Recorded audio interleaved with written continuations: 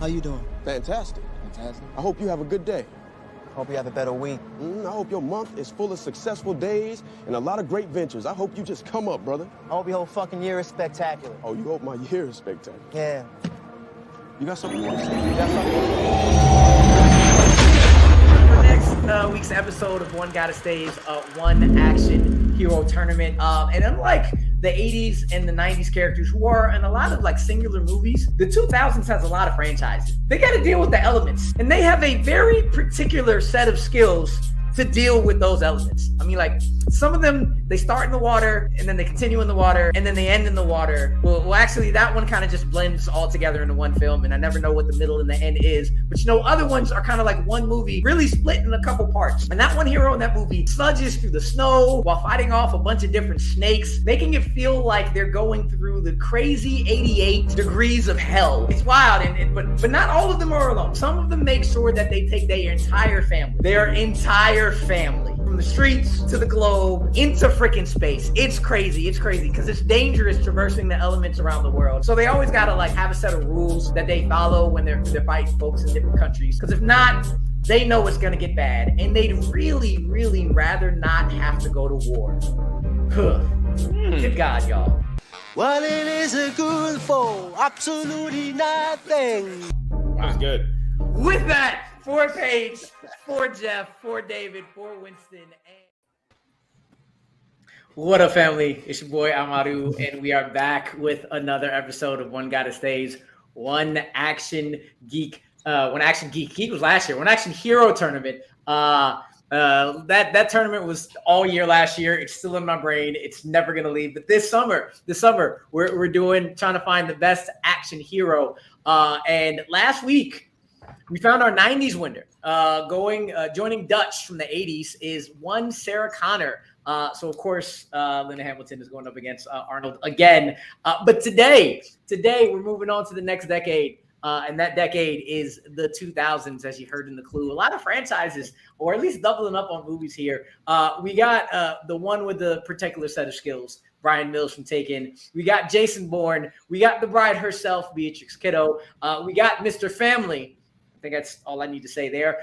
Chief Inspector Lee from Rush Hour, and Jason Statham's one and only Transporter. But more importantly, the panel today. The panel. As you notice, we only have 5. Unfortunately, one Moose Haas is bored in a meeting right now. Like he hit me up like 5 minutes ago, like, bro, I'm in a meeting. I can't get out. I'm so sorry. So sorry, man. I hope the meeting's going well for you. But his list will show up today. And we will say it on his behalf. But who is with me? As always, I can say as always now. Boston Badass. Paige Frabetti. Paige, how you doing? Oh, so lovely. I definitely have some hot takes today, so I can't wait to share them with you all. So your takes are usually pretty hot. So we'll see whether people agree with you or not. But next to you, back again so soon, because he was so great the last time. Mr. Lon Harris. Lon. Hey, thanks for having me. Great to be back. Good. What a cool era. I noticed this is the first era where like everybody had a cell phone. So of course all of our action stars are like, tell me, give me the deep. Like they're all on the little phones because that was the aughts. Like, oh, this guy's on the phone. He's important. Oh yeah, man. We'll see how that turns out under him. I like to call him the biggest mouth of them all. The mouth of the mouse. He's never heard me say it, but I'm just gonna start saying it anyway. The man, my brother. One Mr. Kolby Mac. Kolby, how are you? Yo, what up? It's your boy Kolby Mac, and I'm finally back on Bright Size Breakdown. Yeah! Hey, we're happy to have you. And last but not least, Adam Collins listening somewhere in another room, but she's right here on screen. The most inner geekdomest of inner geekdom champions. Not inner geekdom. She didn't do inner geekdom if she wanted. But Schmoedown champion. Yet. Marisol. How are you? It was Schmoedown. I'm good. Schmoedown lasted for another year. You could bet your bottom dollar you would have seen Mama in inner geekdom. Yes. That's how good you were. I thought automatically you were in inner geekdom because you know everything. Absolutely. That is true. I do know everything. Yes. Bravo reunion season. That'll be what we do, Marisol. Yes. No, I'm so happy to be here. Yeah, I'm really happy. I love Bitesize Breakdown. I love you guys. And I'm so ready to talk passionately about the stuff that nobody talks about. All right. That nobody talks enough about, which is action heroes in the 2000s. Yes. And you know what? We're just going to get straight into it. I'm going to be nice today. I'm going to start it off with my number 4. Yeah, like the last couple of weeks, I've been telling people they're going to start it off and like, wait, what? No, I'm not ready yet. So I will kick this one off. I'm just going to say it. This man is ridiculous at this point. It's Dom. Dom's got to go. He's number 4. I felt bad. And you know what? Crazy. You know what? I liked it. But Bro, this is your show. And you could have show. started out with like some legitimacy, like, yo, I want to be taken seriously, and I'm going to go ahead and make the worst pick so far. No. This is he's not number 6. I'll tell you that. Not number 6. But dude, like you were selling you were stealing VHS and DVD combos in your cars. And rest in peace, Paul Walker. You were doing it with your dude, but it just kept getting worse and worse, and you kept getting bigger and bigger and stiffer, and he should have been dead. He should have been dead like 6 movies ago. That's how ridiculous I think that this franchise is, as fun as it is, and how much like I love the family aspect, but he's a meme now, and for me, like the 3 in front of them, just no, Dom. I'm done with you. I'm here for everybody else. Just let Momoa take over, Jason, because he is great. For me, Dom had to be my number 4, straight up. Does anybody else agree with me? Is anybody else's number 4 one Mr. Dom Toretto? No. You being kind to Dom over there. You being kind to him over there. I agree, Marisol, with that. Too nice. I can't say anything. Here's all I'd say. As an action hero ages, the goal becomes, how much can I continue to get badass things done while moving as little as possible? Like that's like Ving Rhames in the Mission Impossible movies, where he's at a point where he doesn't even leave the van. He remains seated throughout the entire movie, and they bring the nuclear weapons to him to disarm. That's badass. And like I agree, it's like Steven Seagal's the other example. Like over time, stops even moving his legs in the movies. If you watch a modern Steven Seagal movie, it's all just this. That's the ultimate sign of the ultimate badass. If you the action comes to you, you don't have to move to the action. So I feel like that's where at this point Vin Diesel really shines. He's basically like a large bag of gravel starring in a film. And like people run into the gravel, but he doesn't have to go show up for anybody. He just sits in the car, drives around, and the world moves around Dom Toretto. I think that's a mark in his favor. That moves him up the list. And does he even really drive those cars, or is he sitting there in a green screen? No. He drives the cars. Matter of fact, if anything, the car drives him. The car is an extension of Dom Toretto. He's like he's got. I think it's the 4th movie that actually establishes that he has car-related superpowers, where he goes to where the site of an accident. You guys remember that? I think it's 4. He goes to the site of where there was a car accident. Yeah, and he uses his autocognition psychic abilities to like put together like the Da Vinci Code. Like he can see how the accident happened with his car powers because he's a car superhero. I can't. And apparently he is taking that and giving it to his son, who can just, yeah, we're right. That's because he's got genetic car powers. He passed it's a cinematic transitive property. Duh. Little Brian, I was thinking the same thing, Peggy. I would have had Paul Walker over him. We thought about it for a while. I will say I believe Dom is the face of the franchise. Well, now, yeah. I think it was going that way anyway. Even watching 7, I think it was going that way anyway. Knowing Vin Diesel. Yeah. Well, I think Vin feels more of a sense of like personal ownership over this franchise. Like he's the guy holding it. That's how he sees it. I'm not saying that's true. I'm saying that's how he sees himself. And I don't feel like Paul Walker was like, I'm going to go do other stuff. Like he was making other films and doing other, like Vin Diesel's the one where it's like, I feel ownership over this. This is my This is my family. baby. Yeah. You feel me? Yeah. Lon, I Lon, can't it's wait your to turn now then. Who is your number 4?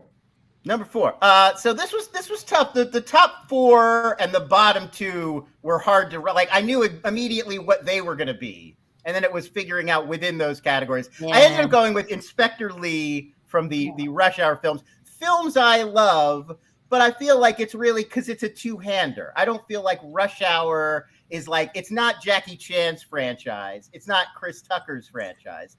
It's the Jackie Chan Chris Tucker franchise. And I don't feel like I could say this is Chief Inspector Lee's films. I don't feel like I love Jackie Chan. If this was Half a Loaf of Kung Fu, I would be like number 1 with a bullet. If we were talking Police Story, for sure. But like, I don't know, Rush Hour, it's a two-hander. It's a buddy cop thing. I don't feel like I could put Inspector Lee at the top because he's half of the bit. See, what I at least respect here, because when we were doing the 80s, they were shitting on Axel Foley like he's not an action star. Action comedy is action. Damn it. I agree with that. And I like Axel Foley, very much an action star. I would not argue that at all. That like the conclusion of Beverly Hills Cop is like a 20-minute mansion shootout. Like it's a pure action scene. Yeah, but it's Jackie Chan though. Jackie Chan is I'm with you with Police Story. Jackie Chan is just so good in everything he does action wise. It's just I love Jackie Chan. No, I agree. I would have chosen like other film, like there's certain other films in his like filmography that I'm like, yeah, he's an action like star right there. I think what pushes him over. Yeah. I think what pushes him over is the fact that Jackie Chan at 55 could kick the asses of not only everybody here on this screen, but everybody on this list at 55. You want to see any of these other dudes at 55? Any of these other people on this list at 55? You want to see what they're doing? What is older? Yeah, I had to take that into consideration. Like, I had to take, okay, their on-screen persona. Who could they, like, how could they, like, hand up in, like, a battle royale between the other 5 combatants? Right. And then I also had to take into account the number of films that they were in. And to Lon's point, I said, well, he's one half of a tandem, right? So I couldn't put him personally at my top, but he's not at the bottom, but he does edge out a few others because his half is so good. I mean, what we found and fell in love with inside of Rush Hour was just like, man, not that we didn't know that Jackie had that in him, but we've not necessarily seen him play off of somebody and essentially get relegated to like the straight man to be able to set up Chris Tucker. And it was just beautiful symmetry throughout the entire 3-film franchise that I'm praying for a 4th. They've been teasing with that same 4 photo for 5 years, dude. It's really been making that last. Yeah. Take real quick to your point, other movies with Jackie Chan. That's what I was considering too. The question is, what are the characters? Do you know any other characters of Jackie Chan that isn't Lee? And that's the issue. That's why Lee had to be in this list in general. And like if it wasn't for how stacked the 90s was, Inspector Kevin Chan from Police Story would have been there, but the 90s was also kind of stacked. I will not stand for this Shanghai Noon slander right here, because that is the true Jackie Chan action franchise of the 2000s. I love those movies, but there's only 2, right? There's only two. Yeah. Okay, so Shanghai Noon and Shanghai Nights. Yeah. I'm just trying to make sure I heard what I heard just now. Rumble in the Bronx, man. But I will tell you, like, I grew up on Rumble in the Bronx. I grew up on Jackie Chan's First Strike. I grew up on, Legend of Drunken Master. I don't remember a single thing. Barely remember any of the plot. All I know that he was badass throughout. Yeah. But Rumble in the Bronx. He's a Hong Kong cop, and he has to come to the Bronx because somebody's been like kidnapped. Right? Is like his niece. Wait, is that not the plot for Who Am I? That's all of them. I mean, that's all of them. But like exactly. Yeah, love that. You know, and anybody else have? If I may, the number 4. I don't have him at number 4, but if I may just quick, one thing I think that also distinguishes him from everybody else on this list is that he's the only one on this whole list who doesn't kill other people. Can we just say that? Like, he's not on purpose. Well, yeah. It's all like, whoops, you tripped, you know. But we have to give Jackie Chan credit for being an action star and being an action star in a more positive light, especially with his American crossover movies, especially with these Rush Hour movies, and he's a cop, he's a force of good. He's not one who has a dark past or like is like got like on a streak of vengeance. He's just a good cop trying to do his job, and he's a baller at action. So, and that is why Marisol is on this panel today, because she is the ray of sunshine in our darkest light. So if there was going to be a one's got to go for like best cop in cinematic history, like the most good cop, I think, I think Jackie Chan's, all of his cops have been just exceptional. You know what? The American standard for cops needs to be Jackie Chan. I'm saying that right here. Yes. Kolby, you can continue your conversation and what you want. You, sir. Who do you have at number 4? Yeah, I'm going to go with the Transporter. There are 3 Transporters, correct? I believe there's also 3 Transporters, yes. There's 3 Transporters. With Jason Statham. With Jason Statham. We're only talking about the first one, though, right? Yeah. All three. Right? You've done this 3 times, Paige, considering the entire franchise. Oh, God damn it. I thought it was just... I actually rewatched Transporter 2 because it's been so long since I've watched it. I watched the first one over, yeah. So the other one's, damn it. The Kolby rules in this competition, I had to take the appearance in films as like a big chunk of that in regards to its relevance, and one's got to go, one's got to stay, right? Mm-hmm. So that is why he's at number 4. He's in more films than the dishonorable mentions that we'll get to a little bit later. And I will say this, fighting style, right? If I think about the 3 ahead of him, the Transporter is a lot more deadly in a lot of respects, you know, than a few. However, I don't believe that his staying power has as much pathos to it in regards to him as a character, right? Like, he's a guy that I think the Transporter was good for the 2000s in regards to like being kind of like devilish, being like what James Bond was going to be if he really didn't have as many, like, you know, if he was loose with his morals, right?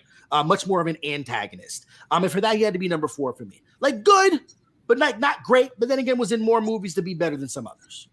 Yeah, true. I personally like Turkish Jason Statham because Snatch is so good. But does anybody else have the Transporter at number 4? I do. Marisol.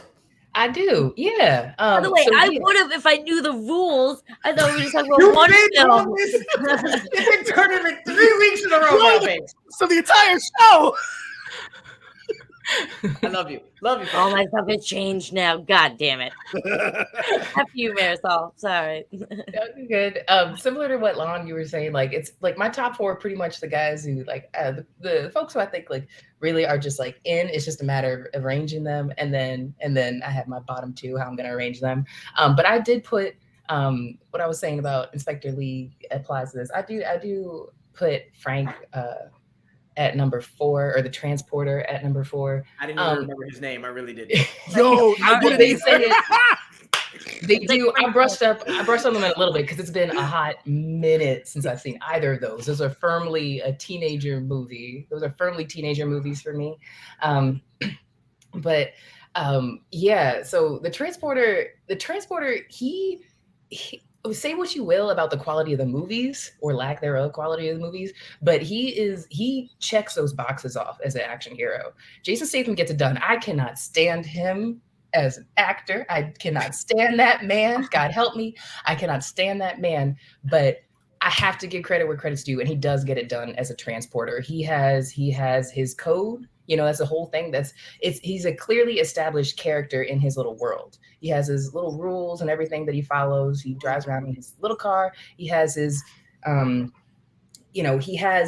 movies are repetitive. They follow the same thing where like, he's got to like save like a hot young 20-year-old woman, and the Russians are after him. Like the Russian mob is after him. I feel like that's the plot of each one of those movies. But Jason Statham commits to the bit. He is cut as hell in those movies, and he is doing that action. He is getting it done. And his commitment in those Transporter movies is worth mentioning. And that legitimizes him. That legitimizes him as an action star. And even though, like I said, even though those movies, I don't really care to revisit them, They're pretty schlocky. They're schlocky in a fun way. The first two, the third one gets pretty dreary, which I'll get to that later. But I think he's earned his place. Yeah. I have two things. How is this character and the mechanic any different in any way? Are they? I mean, you can't pay me to watch the mechanic movie, so I have no. Mechanic was a Charles Bronson, remake series original from like the 70s, like the 80s or something. So I think that these movies, the Transporter movies, were ripping off the Mechanic before they decided to just actually remake the Mechanic with the same guy. And then didn't one of the Transporter movies do that whole stunt in Fast and Furious where they like turn the car and get the crane and it clips the thing on the bottom of the car?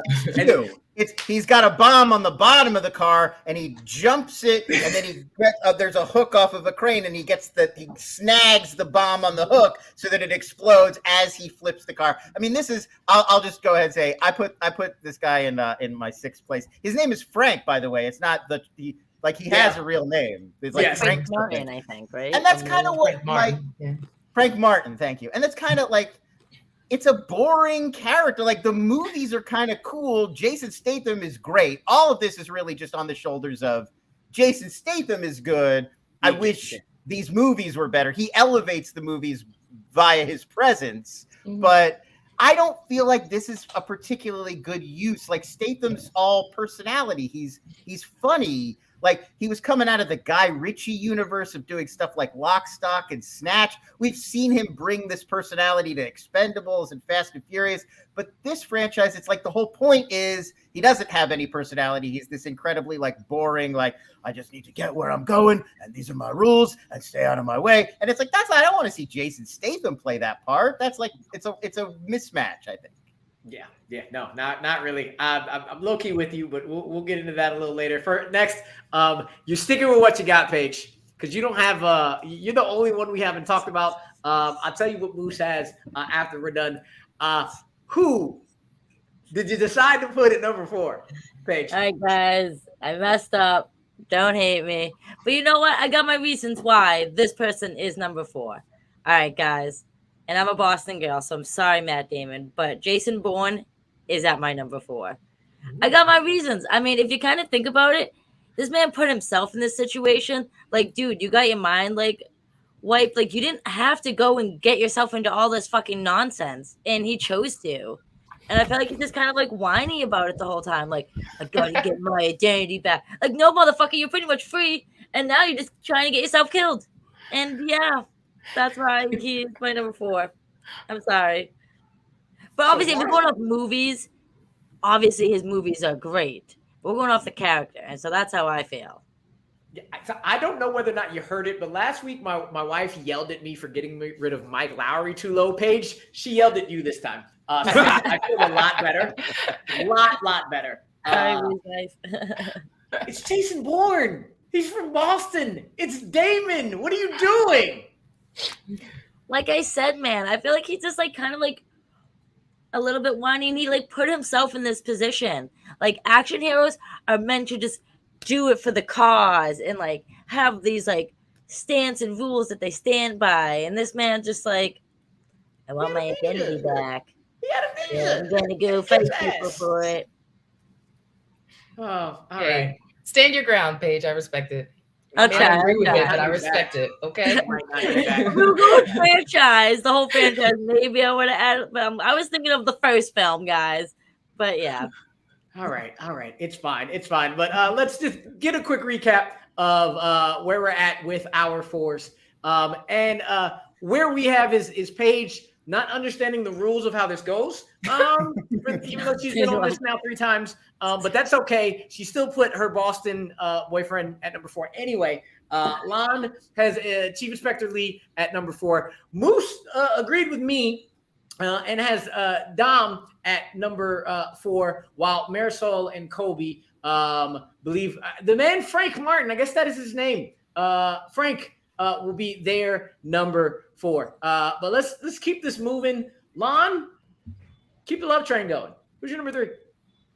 At number 3, I have Jason Bourne. The thing about Jason Bourne is I like the character. I like the worlds, but a real sameness sets in over time. I feel like we get what the Jason Bourne bit is. Like I've got like there's a guy and he's behind a bank of monitors and he's talking to a whole team and he's tracking them. And Bourne always is like he knows how all the technology and all the CIA stuff works. So he's got a secret plan for how he's gonna like say one step ahead of, I don't know, David Strathairn or whatever guy's watching him behind that bank of monitors in this movie. And after you've seen like the first two, I feel like you just kind of get it. And they kept making more. I went to see that one where it was just Jason Bourne. And I was sitting in the theater like, I know every beat. I know exactly what a Jason Bourne movie is. There's like nothing, there's no more excitement left to it. So I don't know. I feel like it kept him out of the top echelons, but I like the Bourne movies and I like that world, so I couldn't put it too low. I remember the first time seeing this man do something with a pen before John Wick ever did it. That was a oh my shit moment. Yes, now, that was a good moment. I will be with you. I put it in the clue. Those movies blend the hell together.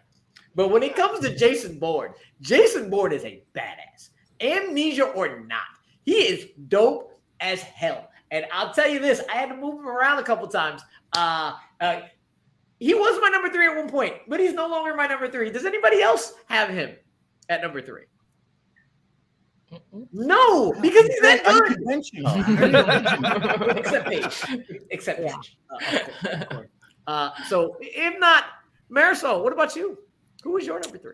Well, I kind of touched on it already. My number 3 was Inspector Lee because, compassion goes a long way for me. Let me tell you something, especially amongst all these fists and these bullets, and this death. I do like to laugh. And Lon, you did make a great point about, the dualism of those Rush Hour movies and the buddy cop aspect of it. And no one's going to argue that, but I'm sorry. I don't care what decade or what the criteria is. I'm making my rules here. And this is mother effing Jackie Chan. Okay. It's Jackie Chan. It's Jackie Chan. And he is one of the greatest action stars of all time. And I'm not going to hold his dual billing in a movie against him at this point. And I do think that of all these action stars, he is the only one out of all of them that puts a smile on my face doing his thing, doing his action thing. And if this is the decade that we got to bring up Jackie Chan in, I cannot not put Jackie Chan at least number 3. So he is definitely my number 3. And Rush Hour 2 is the best. On an unrelated note, yes, it is. There's Godfather 2 and then there's Rush Hour 2. We're in like the same kind of like level. Rush Hour 1 and 2 are classics. Rush Hour 2 is better. Rush Hour 3, I can do without that movie. So now we know I'm a low-key defensive at it.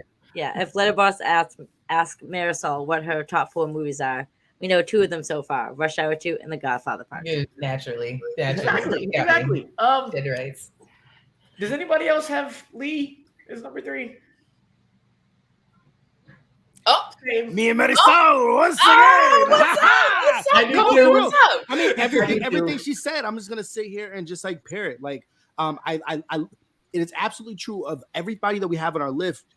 This is the one that gives you like the smile that gets put on your face. He's a different version of an action hero, and it's really interesting the way that like the action hero kind of evolved from the 90s to the 2000s.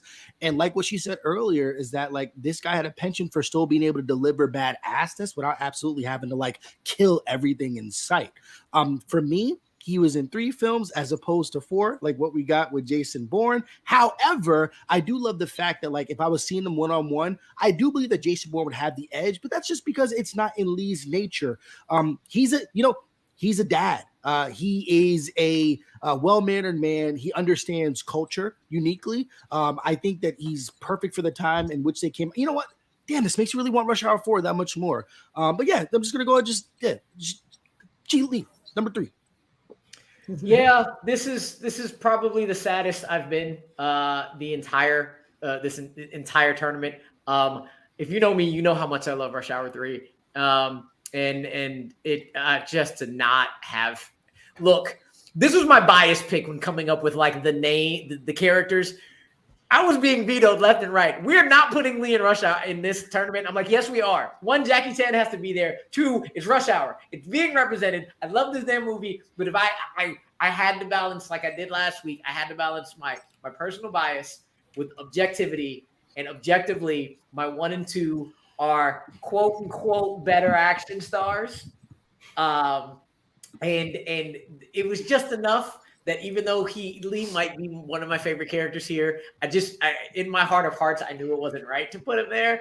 Again, the tandem thing, but again, it's Jackie Chan, and he is just so good at everything he does.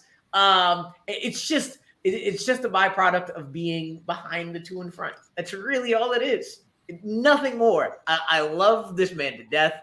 I have sung War I don't know how many times in my life, ever since 1998. And it's a beautiful, beautiful movie. Anybody who says otherwise, well, it's your opinion, I guess. Sure. But you know what? We're going to keep this moving. Paige, you're number 3. Well, guys, I went with the transporter himself, Jason. Over Jason Bourne. Okay, anyway. Well, listen, he is many action heroes usually have like really great hair.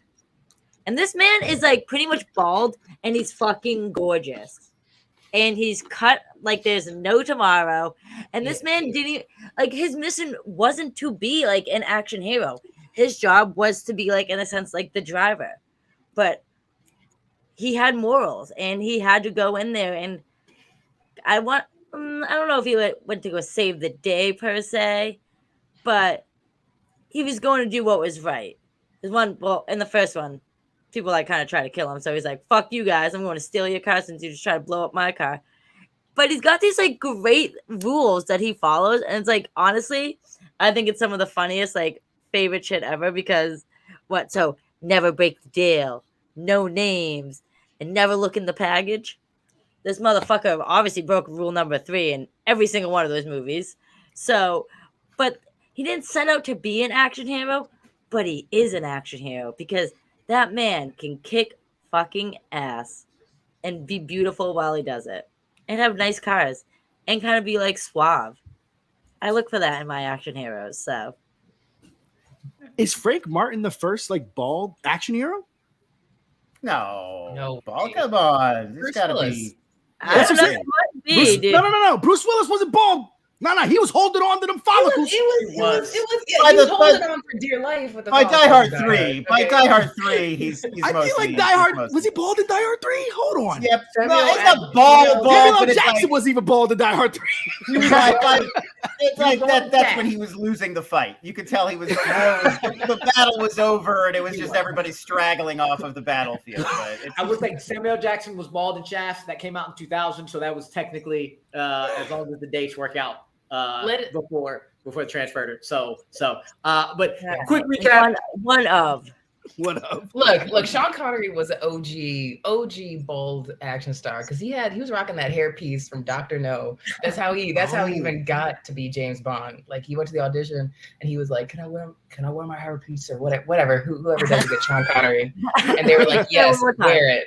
You see that thing flipping in the wind in all the early James Bond movies. I mean, like Yul Brynner was rocking the like bald badass thing in like the 70s. So like if you go back and watch like the Westworld movie, like he's that there you go, bald action star. Does anybody know what Yul Brynner's hair actually looks like?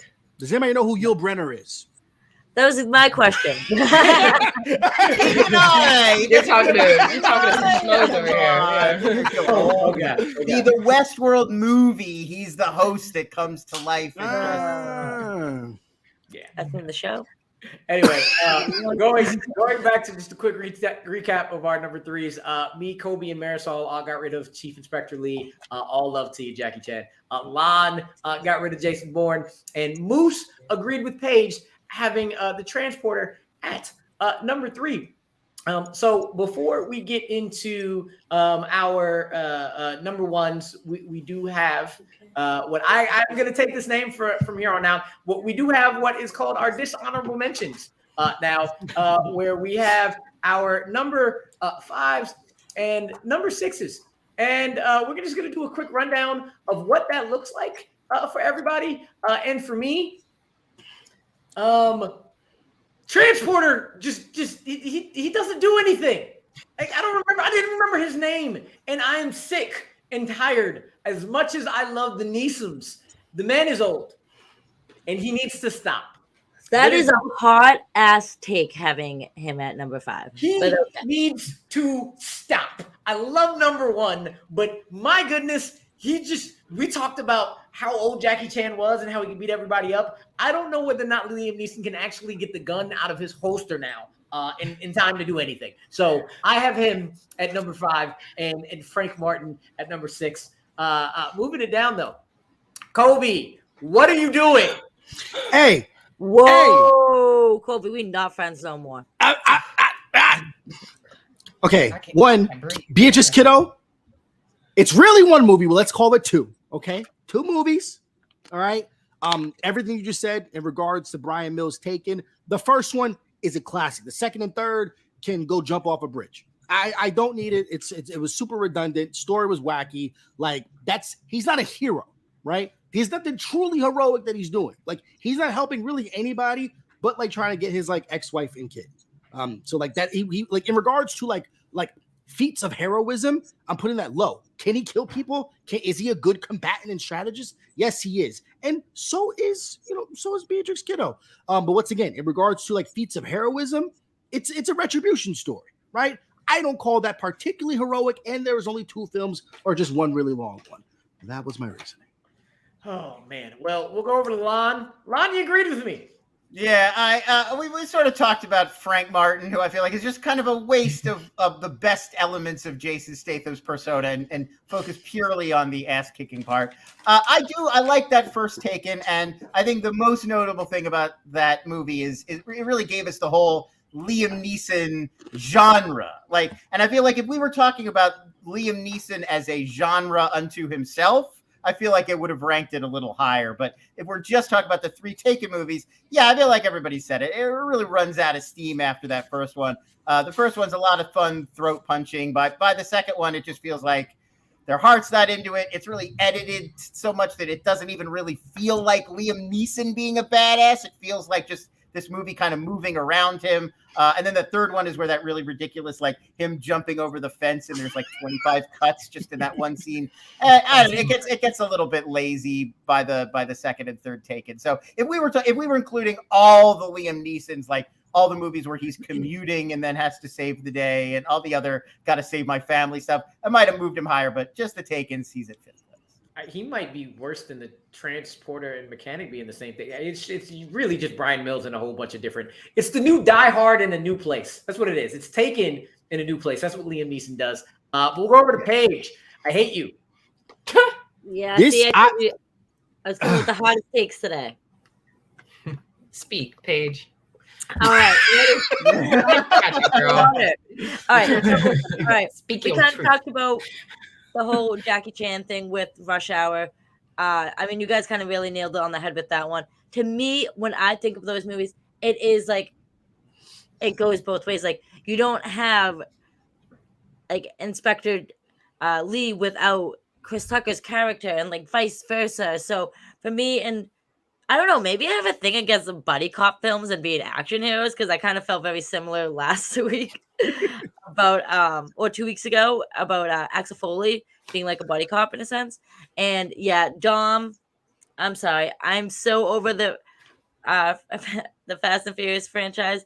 I think I've seen like 2 or 3 of them, and I'm sorry, but they're just like straight. The first one's at least a straight ripoff of Point Break, and yeah, he's kind of just getting old now, and that man just needs to step away.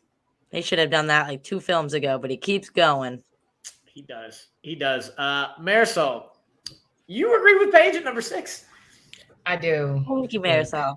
Look, yes, that's why I hear you. Can I just say no? Absolutely no with Dom in this list. No. Absolutely not. All right. As far as talking about a viable action hero, this man is so overpowered it's comical. This is straight up, this mother's a straight up Looney Tune. We all know this. And before you go like, well, this is what we love about the Fast and Furious, stop. I'm gonna stop you right there. Because no, this man, Dom Toretto, is granted skills and abilities vastly beyond his experience. I don't know where he suddenly got his special ops training and his CIA training or whatever it is, but unlike everybody else on this list, he was not trained in any of the stuff that he's supposed to be so good at in these Fast and Furious movies that he just figures out how to do. This guy is operating on international super spy levels, and he's just a bum mechanic who was stealing DVDs in the first movie. I'm sorry. All right, can we not with this? Can we not with this? Quality of the movie is notwithstanding, because I'm also not as hot on the Fast and franchise as a lot of people are. But from especially 5 on, it just gets cartoonier and cartoonier. I'm not watching an action hero. I'm watching the equivalent of an 8-year-old kid who's like, I wish I could do this someday. I wish I could pull the chains out of a wall, and like I can't. And it's just brought to real life. And that's not thrilling for me. That's not exciting. That's a whole bunch of green screen hooey.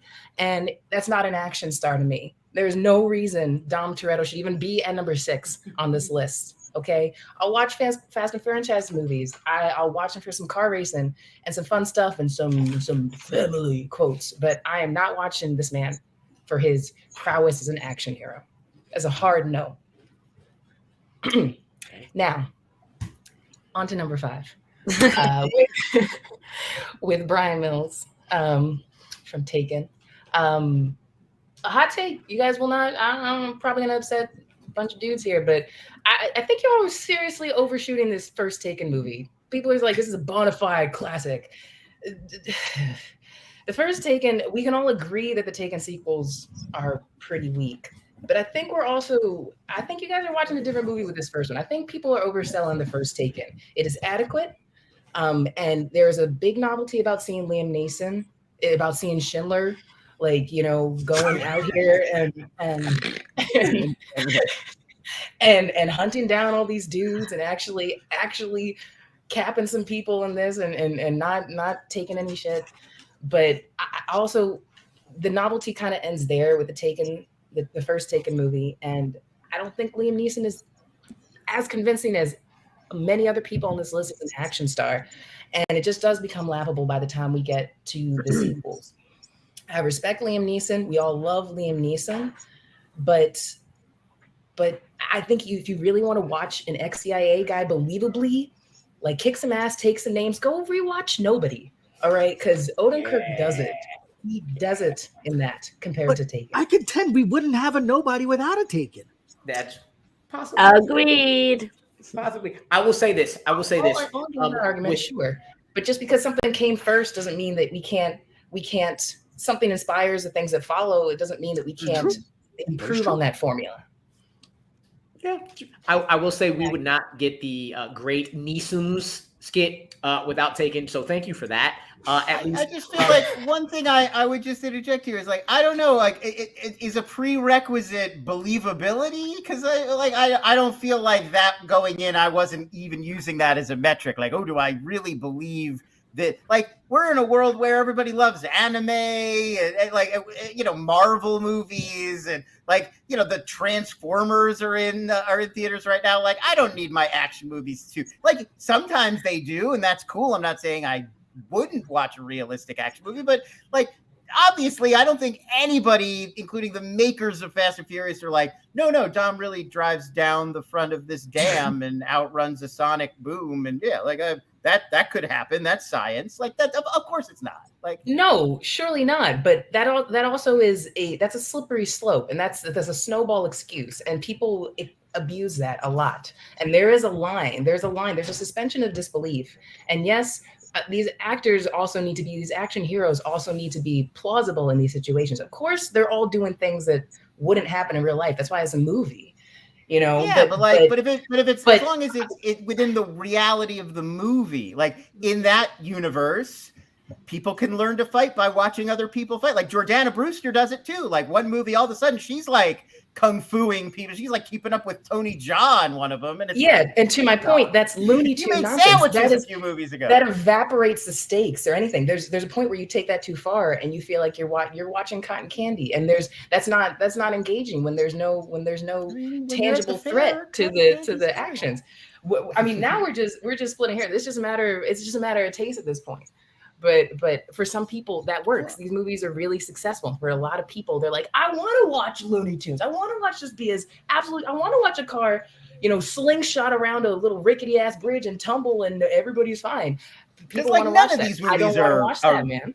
realistic. No, like, not any, nothing. No, no. To me, it feels like it feels like it's gotta be in the reality of the world they've created. In the Fast and Furious world, a car can go to space, a car can drive down the dam. Like some people have car superpowers, and like humans can do like RRR. They're in that reality where a human can jump and grab another person. Previous movies, though, that's what I'm saying. They couldn't in the previous movies. They couldn't do those things in the previous movies. And just because they continue to jump the shark and stretch the rules, I mean, operating, if you're saying, in their own world that they created and their own rules that they created, they're just making up their own rules as they go. They're stretching it beyond the rules they already established in the original ones. They definitely are. I just don't care about that. But I know that God bless you are correct. I respect that. No. It has nothing to do now with what it was like in the first movie, but I just feel like, but that's fine with me. That works for you. It doesn't for me. And then not for me either. Last but not least, but I don't even want to put on the screen. Moose did have Lee at 6, and Brian Mills at 5. But we're gonna take this last section and get into the juiciness of who everybody is saving. But of course, before that, please go visit bitesizebreakdown.com. We got a lot of good stuff coming up. We got our mid-year report, best of 2023 TV shows and movies coming soon, as well as some of our most anticipated shows and TVs coming out. Most recent reviews, we did have a review of Asteroid City, as well as probably something you'll see on our mid-year review, Top the Bear Cousin. It's so good. It is so very good. But go check it out at bitesizebreakdown.com. But now on to the numbers. And let me go first. Oh, never mind. Sure. See, but first, 4 of us here, or 4 in general, went with the bride. Somebody went with Brian Mills, and somebody went with Dom Toretto. Go ahead, Paige. Go. I want to know who is smoking what to put Dom at number 1. But all right, I'm gonna go because all you guys are crazy and have about like your 5 and your 6. This man, I do not have a child, so I am not a parent, but I am a dog mom. And if someone kidnapped my doggy, I'm going to put my particular set of skills on their ass and hunt them down and find them, because that's what that man does. You don't mess with a parent that's in distress. And that man did whatever it took to get his daughter back, and the man did it. I want a daddy like that. Like, that's a boss-ass shit. I do like his commitment to the throat punch maneuver. Like all these other guys, they really mix it up. Like Statham's doing all these various kicks, and I feel like he's doing 3 different martial arts in some of those Transporter movies. Brian Mills, very committed to the, I'm going to like come in and give you the like hi-ya chop to the neck and just take your ass out with that one shot. And like that first taken is like 90% just throat punching. And I admire that. I admire commitment to the bit. Works I mean, the dude will literally I can't talk right now. Obliterate. Yes, that's the word. I can't talk right now. I'm tired. Well, anyone that gets in his way to save his daughter, like that's love right there. That's passion. That's a hero right there. Even if he's like a family hero, he's a hero. He didn't save the world; he saved his daughter. That's love. Kolby talked about it earlier. He said retribution. That's what Taken is doing. Nobody does retribution and a hero you want to root for more than the bride. I'm sorry. She's my number 2. If that makes anyone feel better. She dug herself out of her own grave. Yeah, I didn't mean to call her a bitch because ripped she's somebody's eyes out, and then found her daughter and still just badass in general. Here's. You know what? Maybe I shouldn't do this yet, but like we had a woman badass win last week, and we have another woman badass this week. Look, the bride is absolutely terrifying and beautiful and badass, and then as well as Uma Thurman also taking all the ass. But just everything that she goes through to get to the point. Yes. Whoop on Bill with the move that he thought nobody could do. Come on, man. The bride is miraculous. Just I think outright. the cool as soon thing as this was done, I was like, yep, Bridget, done. I think Tarantino has that. He's got that understanding of like mythology and like legend and like how to bring those fantasy elements into it. And so that's what I think he's doing with the rays. Like he's expanding the fictional universe. He's giving us the epic backstory that makes her feel larger than life. So that like when we see stuff like her punching her way out of the coffin, that's a cool sequence anyway. But when you filter it through like the flashbacks and her training and how she learned step by step gradually that level of dedication and commitment and discipline, like I think that's what takes a hero from a cool character to like an iconic legendary action hero, which I think the Bride is. I'm going to be kind and let everyone go first, and then I will unleash. Marisol. So I found out who's smoking the crazy stuff. I love Dom. I can't knock anyone for Marisol said it Dom. best. I consider Dom number one. I definitely do. Dude has all these crazy skills and like has no training at all to have all these like leeways. Just the power to of Corona and family. But he's got one thing that Beatrix Kiddo doesn't. But go ahead. And rib tanks. You can't remember. And you're gonna say he has family and she doesn't. That's mean because the woman does find her daughter, but she didn't know she had one. But I will say that bitch came for revenge and wouldn't have stopped until she got what she wanted, to what she was like focused to do, which was get revenge on those that hurt her. And you keep saying it. You keep saying it. What is the name of this tournament, ladies and gentlemen? Hero. One Action Hero Tourney. Would you like to explain to me who did she save? Can we define what a hero is? It is a no. I let you guys go. I let all you guys go. Save her daughter. No. Her daughter? But she didn't even realize. No, that was not her goal. That was not her quest. We didn't find out about that till the second movie. A hero is a person who is admired, idealized for courage, outstanding achievements, or of noble qualities. Do you believe Beatrix Kiddo is a noble character? Yes. 100%. Compared to the rest of these people on this list, compared to Sir Dominic Toretto? 100%. They're both criminals turned heroes. It's the same mark. They're both they start their stories as bad guys, but then they discover the error of their ways because of their love for their family. And the they progression turn around of that journey, become heroes. Yeah, and the progression of that journey unfolds, and we find more heroic moments that we can be able to fawn over. And I'm struggling to find that inside of Kill Bill Volume 1 nor Volume 2. Yes, she went to go save her daughter. Who else did she save? Did she save the Vatican? No. Dominic Toretto saved the Vatican from a rolling ball. But the Vatican's only threatened by that rolling ball because Dominic Toretto killed so many people in Rio that he created this villain who's now determined to get revenge on him by taking out the Vatican. No, that was another ball-headed superhero named Dwayne The Rock Johnson's Hobbs character. Okay. I do want to see the director's cut of Fast Five where there's just like body parts and viscera and like eyeballs all over that bank vault. There is a part of Fast Five where they're driving with the vaults behind them, and the vault, there's like a bank on the corner of this street, like a consumer bank that's open to the public, and people are in there doing banking, and a vault comes and sweeps through both. To the best of my knowledge, I don't think it killed a single person.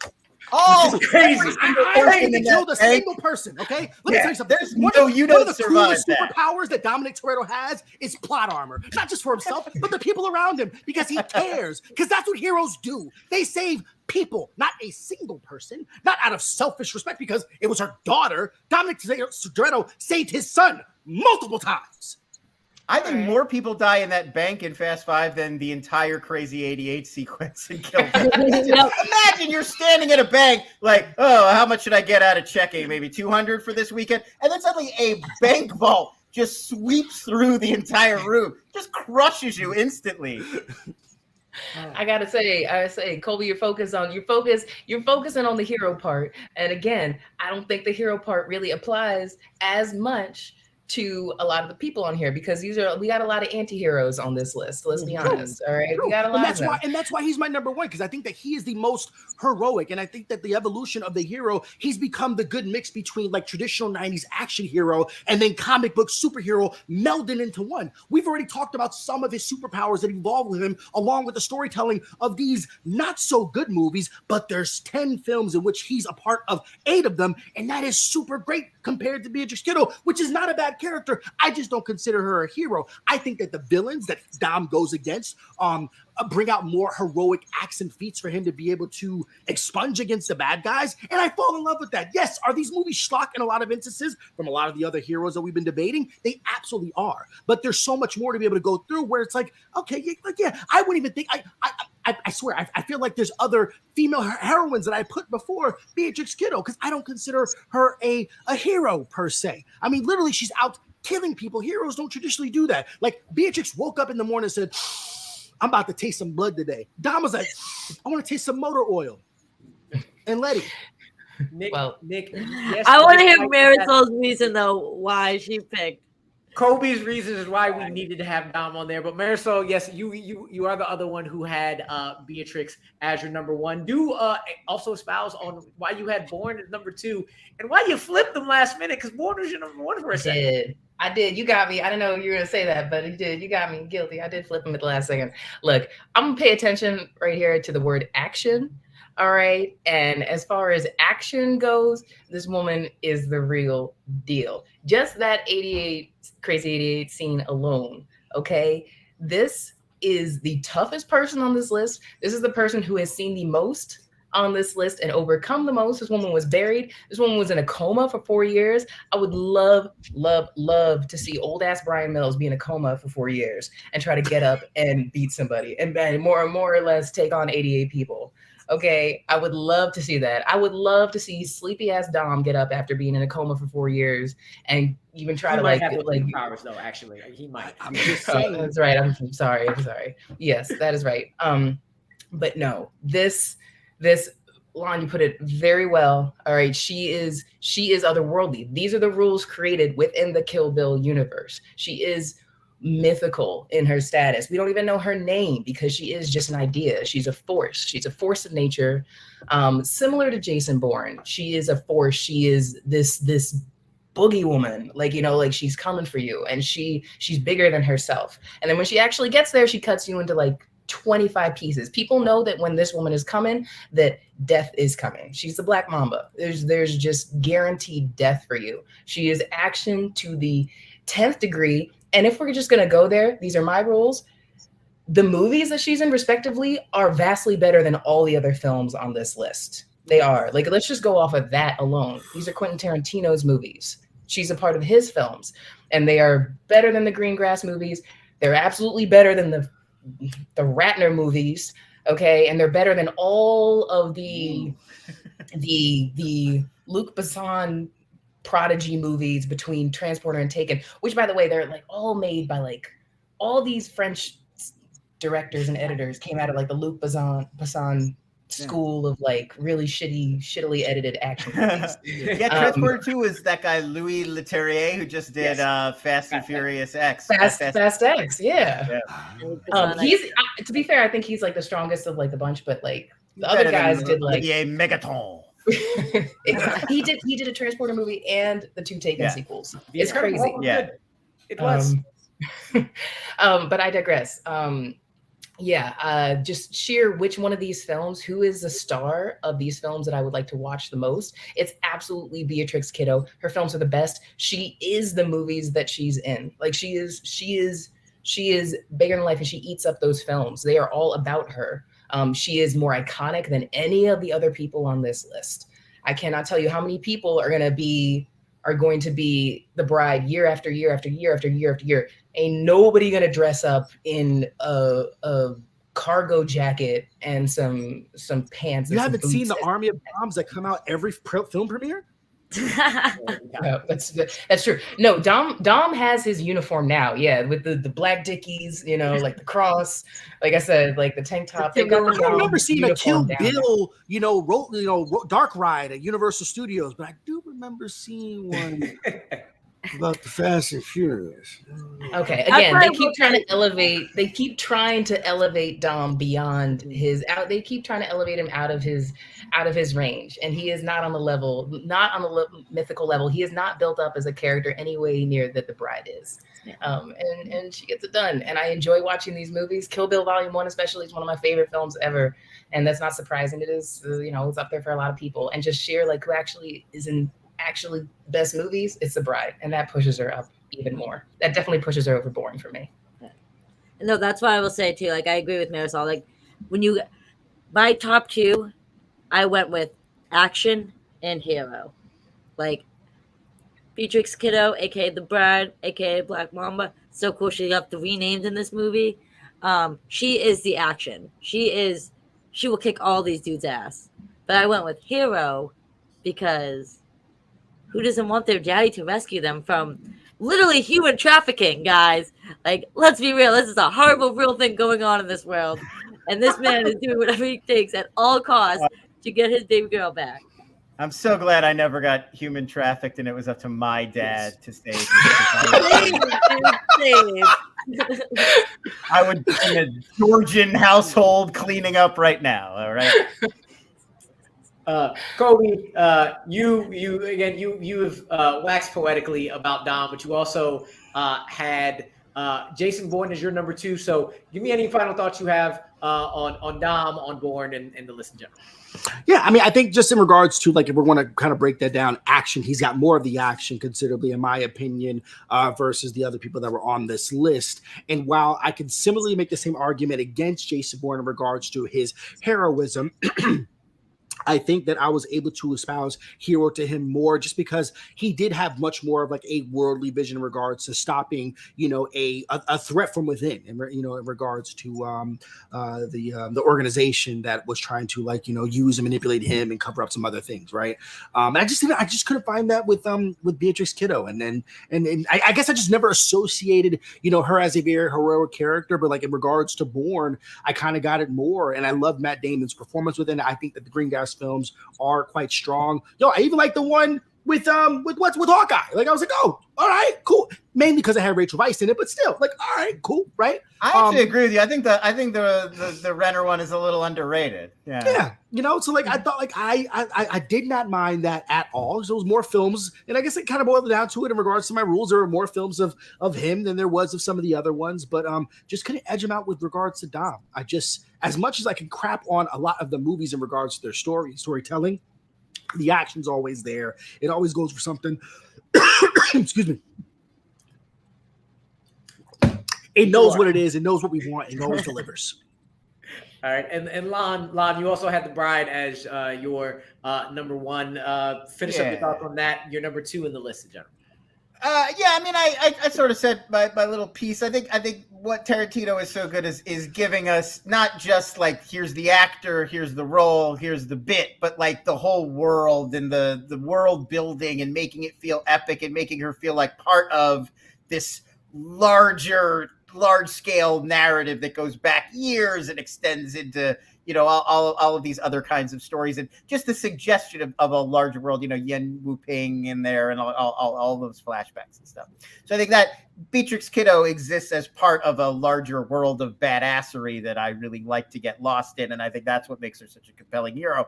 As for Dom, I mean, at this point, we sort of said it, but I think the rise and fall of the Fast franchise is part of the fun. Like, we've watched them on this whole journey from a more believable, lived in, as I think it was Paige who pointed out, blatant Point Break riff in that first movie where it's basically beat for beat the story of Point Break.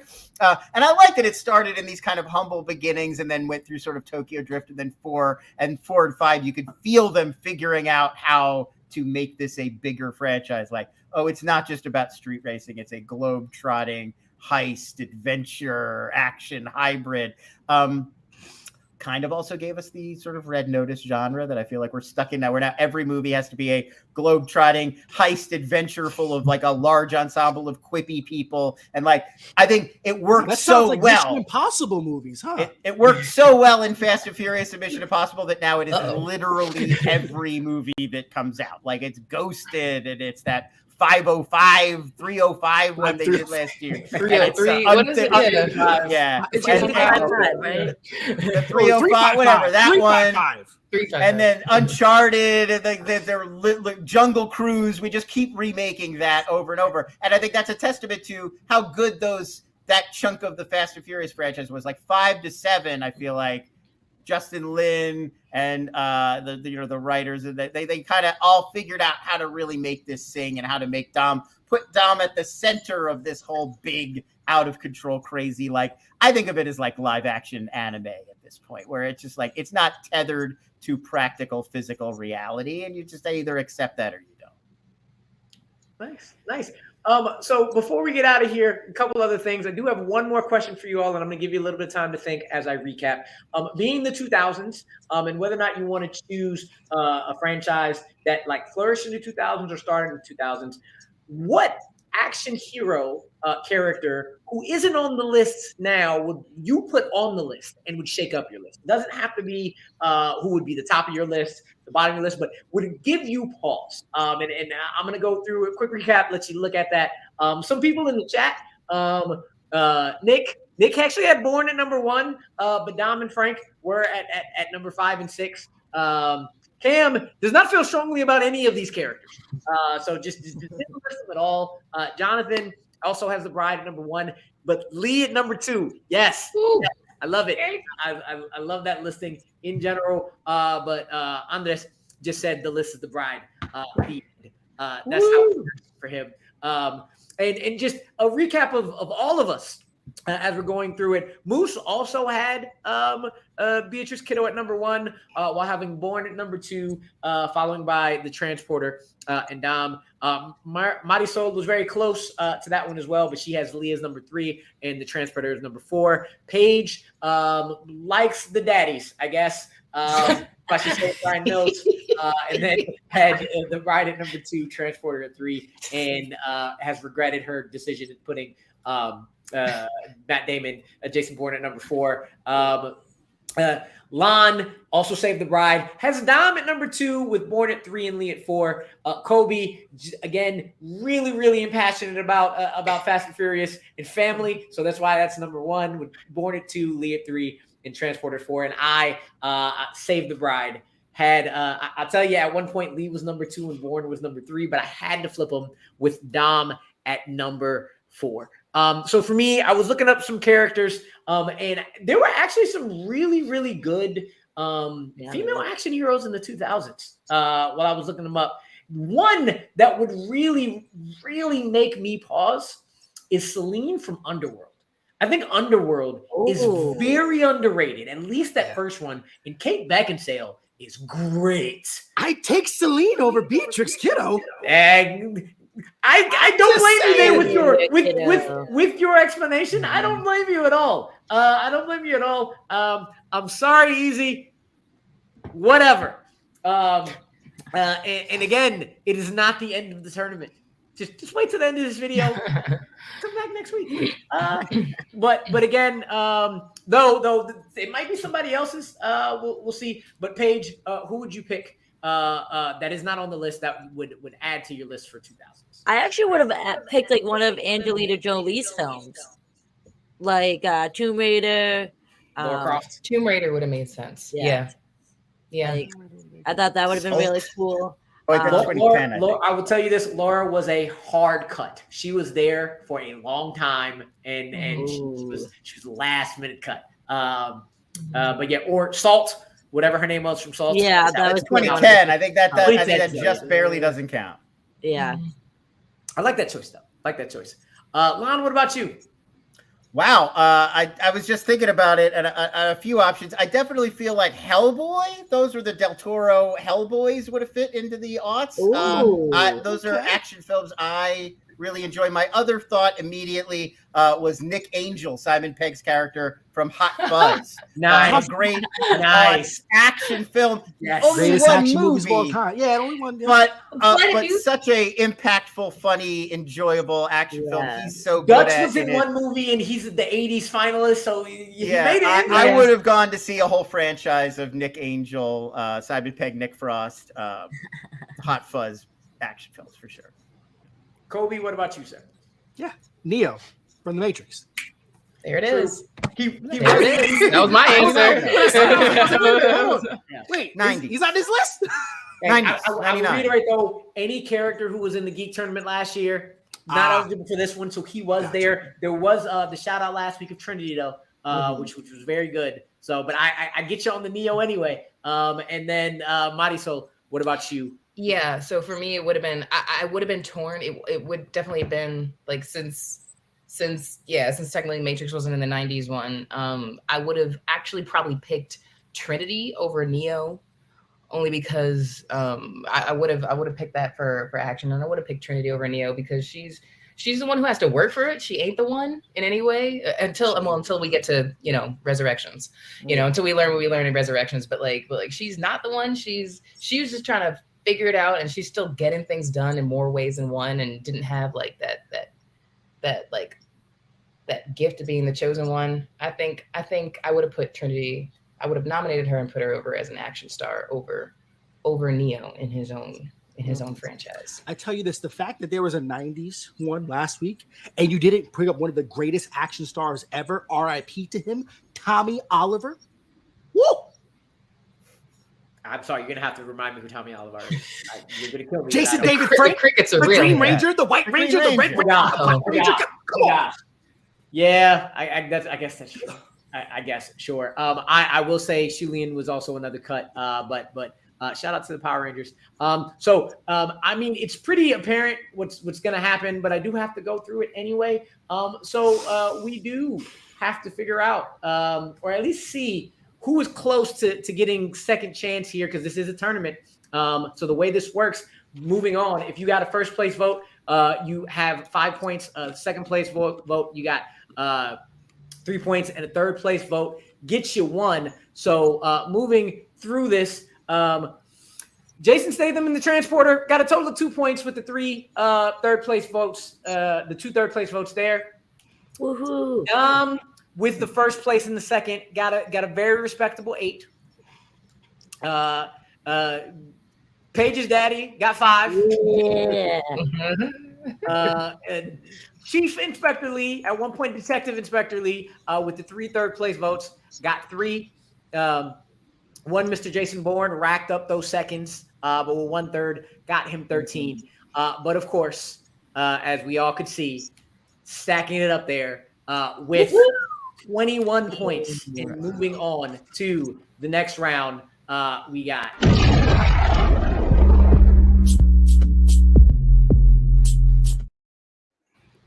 So, after all of that, after that winner, Beatrix Kiddo is the one that is moving on with Dutch and with Sarah Connor. But as I said, we are having a second chance bracket at one point. Anybody with high points is coming back for a round before the finals to see if they can snag one of the final 2 spots after we figure out who goes through in the ends. But before we figure that out, I want to thank my esteemed panelists for joining me today.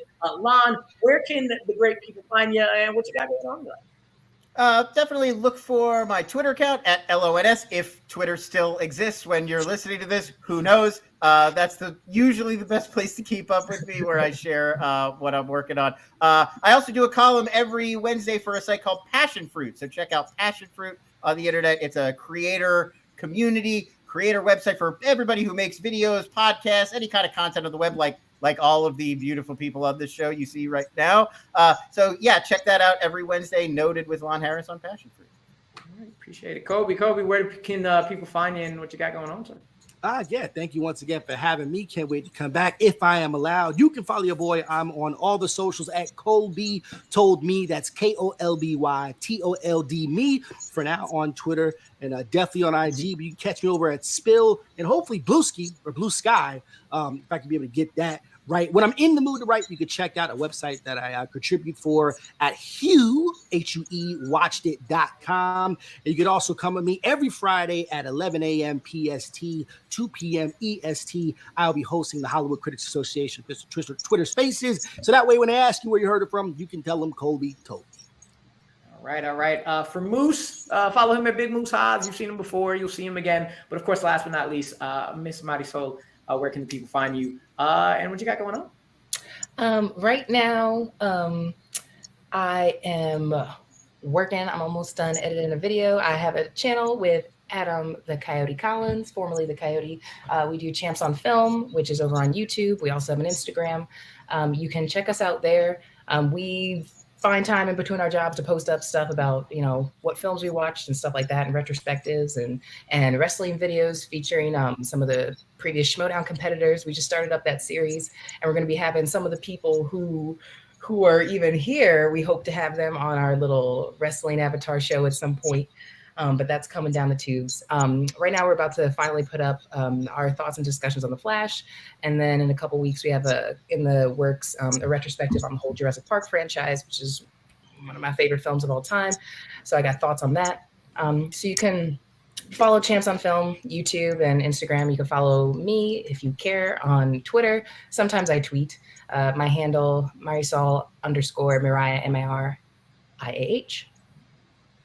All right, thank y'all so much. I have no idea whether or not y'all can hear the fireworks in the background, but it is July 4th tomorrow, and I can hear them. But before that, and before we get out of here, of course, is the riddle for next episode of One Gotta Stay's One Action Hero Tournament. And the riddle for next week, look, we're heading into the final bracket, so we're going to roll with the punches, chain these references together, and I hope you like them.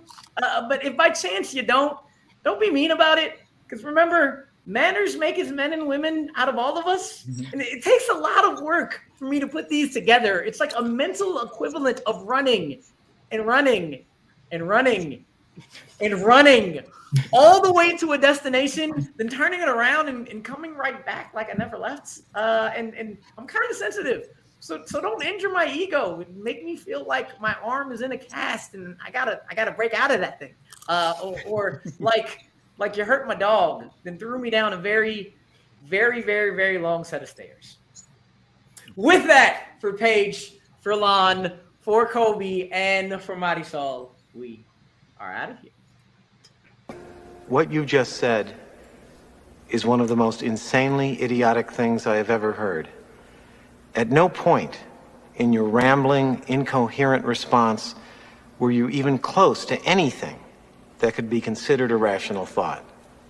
Everyone in this room is now dumber for having listened to it. I award you no points, and may God have mercy on your soul.